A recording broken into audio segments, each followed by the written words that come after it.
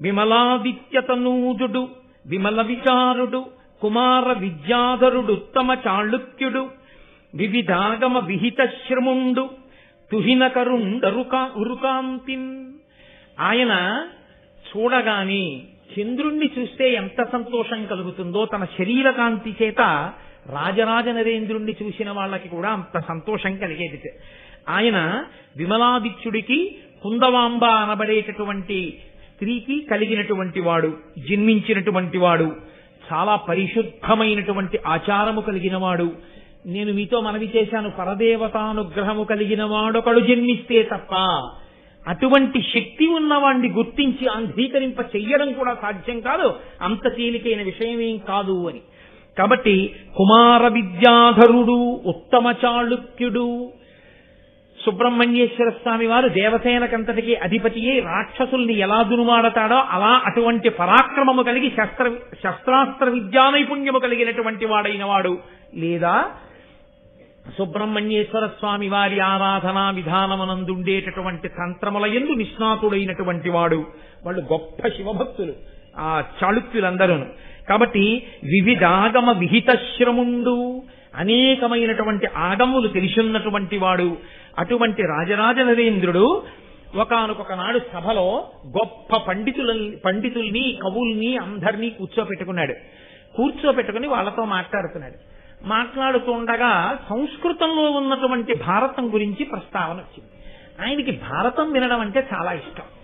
అందుకని తరచూ భారతంలో ఉన్నటువంటి విశేషాలన్నీ వింటూ ఉండేవాడు.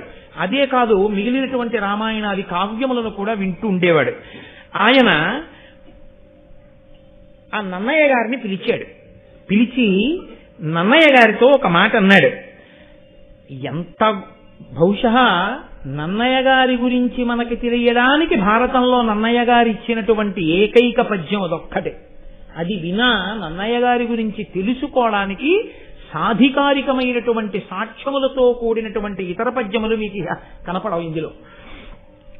తన కుల బ్రాహ్మణు అనురక్తు అవిరళ జప హోమ తత్పరు విపుల శబ్ద శాసను సంహితాభ్యాసు బ్రహ్మాండాది నానా పురాణ విజ్ఞాన నిరతున్ పాత్రం ఆపస్తంభసూత్రు ముద్గల గోత్ర జాతు సద్వినుతావదాత చరితు లోకజ్ఞు ఉభయ భాషా కావ్య రచనాభిశోభితు సత్ప్రతిభాభియోగ్యు నిత్య సత్య వచను మత్యమరాధిపాచార్యు సుజను నన్నపార్యుచూచి పరమ ధర్మ విధుడు వర చాళుక్యాన్వయాభరణుడిట్టులనియ కరుణతోడా.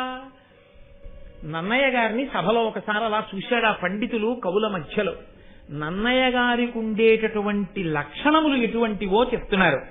ఆయన కులబ్రాహ్మణుడు అన్న మాట పరంపరాగతంగా కేవలం తన దగ్గర పౌరోహిత్యం చేస్తూనో లేకపోతే తన దగ్గర ఉండేటటువంటి బ్రాహ్మణుల యొక్క పరంపరకి చెందినవాడు మాత్రమే అనో అర్థం ఇచ్చేటటువంటిది కాదు. ప్రభువు ప్రకటించినటువంటి శాసనములను సంస్కృత భాషలో రచన చేసి అందించగలిగినటువంటి దిట్ట అయినటువంటి వాణ్ణి కూడా కులబ్రాహ్మణుడనే పిలుస్తారు. కాబట్టి అటువంటి శక్తి కలిగిన కులబ్రాహ్మణుడు నిరంతరము జపం చేస్తుంటాడు, హోమం చేస్తుంటాడు. హోమము చేత దేవతల్ని ప్రీతి కల్పిస్తుంటాడు. మంత్రములను జపం చేసి ఆ మంత్రాధిష్టాన దేవతల యొక్క అనుగ్రహాన్ని పొందుతూ ఉంటాడు. అంటే వేదమునందు మంత్రముల యందు అంత నిష్ట కలిగి అంత గొప్ప దేవతానుగ్రహాన్ని పొందినటువంటి వాడు విపుల శబ్ద శాసనుడైన. ఏ శబ్దానికి ఏ అర్థం ఉంటుందో, దానికి ఎన్ని అర్థాలుంటాయో, ఎక్కడ ఏ శబ్దాన్ని ఎలా ప్రయోగించవచ్చో, ప్రయోగించి ఆ ఫలితాన్ని సాధించుకోవచ్చో, అందరికీ అర్థమయ్యేటట్టు చెప్పచ్చో, భాష మీద శబ్దం మీద ప్రభుత్వం ఉన్నటువంటి వాడు. అనేకమైనటువంటి పురాణములు, 18 పురాణములను సమగ్రముగా చదువుకున్నవాడు, ఆపస్తంభ సూత్రముల యందు పుట్టినటువంటి వాడు, ముద్దల గోత్రమునందు జన్మించినటువంటి వాడు, పెద్దల చేత గౌరవింపబడినవాడు, లోకజ్ఞానము కలిగినటువంటి వాడు, సంస్కృతాంధ్ర భాషల యందు మహాపండితుడు, గొప్ప విద్వత్తు కలిగినటువంటి వారందరి చేత కీర్తింపబడినవాడు. ఇన్ని ఉండి కూడా పరమ వినయంతో విధేయతతో భగవద్భక్తితో నోరు విప్పితే ఎన్నడూ అసత్యము పలకక సత్యమును మాత్రమే పలికేటటువంటి వ్రతమున్నవాడు, దేవతలకి ఆచార్యుడైనటువంటి బృహస్పతి ఎటువంటి వాడో ఈ లోకంలో రాజరాజ నరేంద్రుడి దగ్గర ఉన్నటువంటి భూలోకంలో బుద్ధికి బృహస్పతి వంటి వాడు. అటువంటి నన్నయాచార్యుని చూసి పిలిచాడాయన. పిలిచి ఒక నమస్కారం చేసి, మహానుభావ నన్నయ, నీ వంటి ప్రాజ్ఞుడు జన్మించాడయా, నీ యొక్క గొప్పతనాన్ని మేము వినియోగించుకోవాలి. అటువంటి ప్రభువులు ఉన్ననాడు కదా జాతికి అందేది ఇటువంటివి.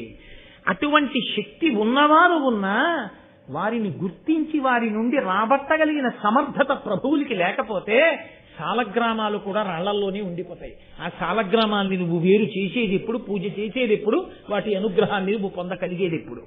కాబట్టి ఆ రాజు పిలిచి అన్నాడు, మహానుభావ, నాకు ఇష్టమైనవేవో నీకు తెలుసు, నీవు నాకు కుల బ్రాహ్మణుడవు, కాబట్టి ఇవాళ నేను కొత్తగా చెప్తున్నానని నువ్వు నమ్మవలసిన పని లేదు. నాకు ఇష్టమైనవి ఈ లోకంలో 5 ఉన్నాయి. ఆ 5 నాకు ఇష్టమైనవి అని ఇవాళ నేను చెప్తే నిజమేనా ఈయన చెప్పేది అని నువ్వు శంకించవలసిన అవసరం లేదు. నీకు బాగా తెలుసు నా నడవడి ఎంతను. ఇవి ఏను సతతంబునా ఎడగరం విష్టంబులయ్యుండు బాయవు భూదేవకులాభితర్పణమిహీయ ప్రీతియున్ భారత శ్రవణాసక్తియు పార్వతీపతి పదాబ్జ ధ్యాన పూజా మహోత్సవమున్ సంతత దానశీలతయు శశ్వత్సాధు సంగత్యమున్. ఎప్పుడైనా తాత అయిపోయిన తర్వాత అయినా కనీసం తాతగారండి మీకేంటండి తాతగారండి ఇష్టం అని అడిగితే ఈ 5 మళ్ళీ కాపీ కొట్టి చెప్పపోయినా మా తాతగారు ఇలా చెప్పేవారు అని గుర్తుంచుకోవడానికి వీలుగా మనవలకి ఒక్కటి చెప్పుకోగలిగిన బతుకు బతకగలిగితే మనిషి వాడు ధన్యుడు.